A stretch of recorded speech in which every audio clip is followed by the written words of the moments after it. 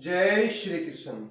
आइए श्रीमद् सुख सागर का तीसरा अध्याय वर्णन करते हैं, जिसमें सनत कुमार जी सप्ताह विधि और उसके मातम का फल वर्णन कर रहे हैं। कृपया ध्यान से सुनिए।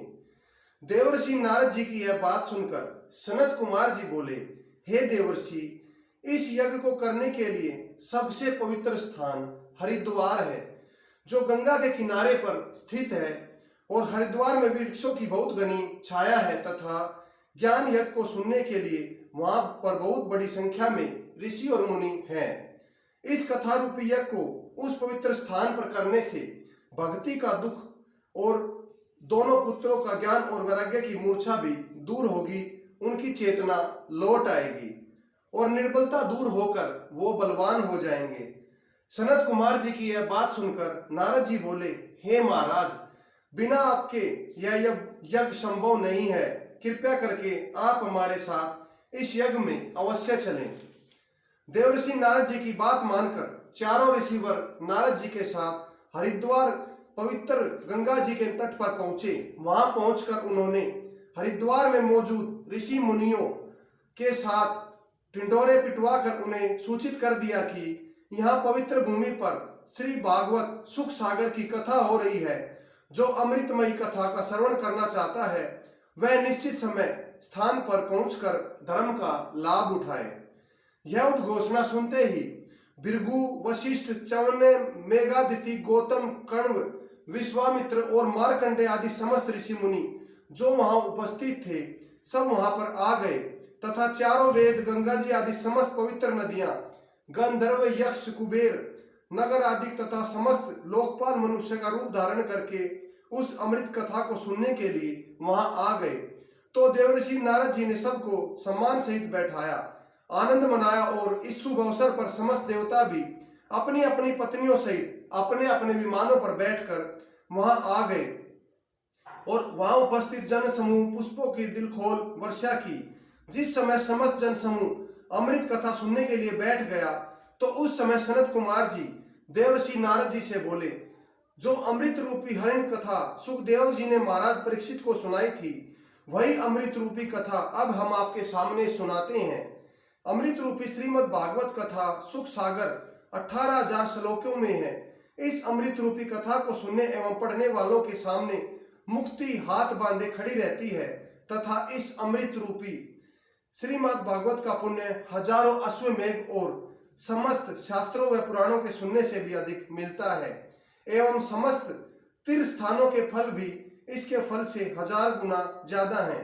जब तक प्राणी इस कथा को नहीं सुनता उस समय तक ही उस प्राणी के सैकड़ों जन्म के पाप कर्म उसके साथ रहते हैं, लेकिन जब प्राणी इस अमृत कथा को सुन लेता है तो उसके पाप इस प्रकार दूर हो जाते हैं जिस प्रकार सूर्य उदय होने के बाद अंधकार दूर हो जाता है। श्रीमद् भागवत सुख सागर पुराण का एक श्लोक भी पढ़ लेता है उसकी मुक्ति हो जाती है। और जो प्राणी प्रतिदिन इसका पाठ करते हैं वह दूसरों को सुनाते हैं, उनके करोड़ों वर्षों के पाप भी भस्म हो जाते हैं। जो प्राणी स्वर्ण सोने के सिंहासन पर रखकर श्रीमद् भागवत पुराण का किसी वैष्णव साधु या ब्राह्मण को दान करता है वह प्रभु श्री हरि विष्णु जी की ज्योति में समा जाता है। जिस प्राणी ने मनुष्य देह शरीर धारण कर श्री भागवत को नहीं सुना उसका जन्म लेना व्यर्थ है, क्योंकि इस कलयुग में प्राणी से कोई दान कर्म एवं यज्ञ नहीं होता। इसलिए स्वयं प्रभु ने वेद व्यास जी का अवतार धर यह मुक्ति प्रदान करने का श्रीमद् भागवत पुराण बनाई है। जो प्राणी सच्चे मन से श्रद्धा पूर्वक इस अमृत रूपी श्रीमद् भागवत सुख सागर को 7 दिनों तक श्रवण करता है उस प्राणी को समस्त प्रकार के यज्ञ, जप, तप, दान का पुण्य प्राप्त हो जाता है तथा उसकी मुक्ति भी अवश्य हो जाती है। उद्धव ने श्री कृष्ण जी से समस्त ज्ञान सुन लिया तो वे बोले, हे स्वामी, इस घोर कलयुग में सांसारिक मनुष्यों तथा मेरा उद्धार किस प्रकार होगा। उद्धव की बात सुनकर श्री कृष्ण जी बोले कि तुम बद्री का आश्रम जाकर तप करो, वहां तुम्हारी मुक्ति हो जाएगी और मेरे अंतर्धान होने के बाद मेरी एक भगवान रूपी मूर्ति संसार में प्रकट होगी, जिसको सच्चे मन से श्रद्धा पूर्वक 7 दिनों तक सुनने से इस जगत में प्राणियों का उद्धार हो जाएगा और हमारे दर्शन भी कर सकेगा।